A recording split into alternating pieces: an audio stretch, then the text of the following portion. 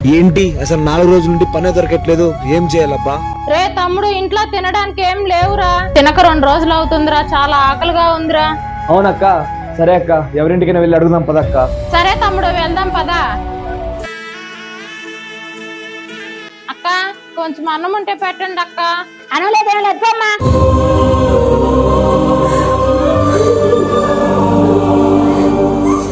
ఏంటబ్బా మా ఆయన ఇంకా అన్నానికి రాలేదు? ఏంటబ్బా నాకు కొంచెం తలనే పడుతుంది. అక్క, ఓకో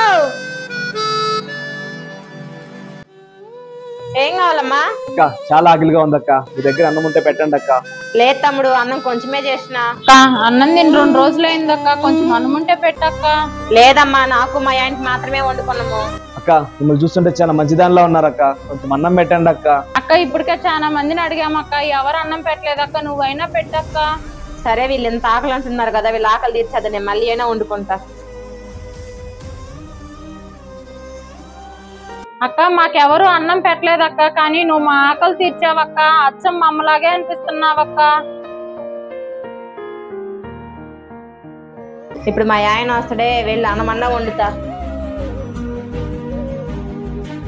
చెప్పమే మా ఇంటి దగ్గర గుళ్ళో అన్నదానం పెడుతుండ్రు మే, నువ్వు మా అన్న తొందరగా రండి. సరే, మేము వస్తాంలే.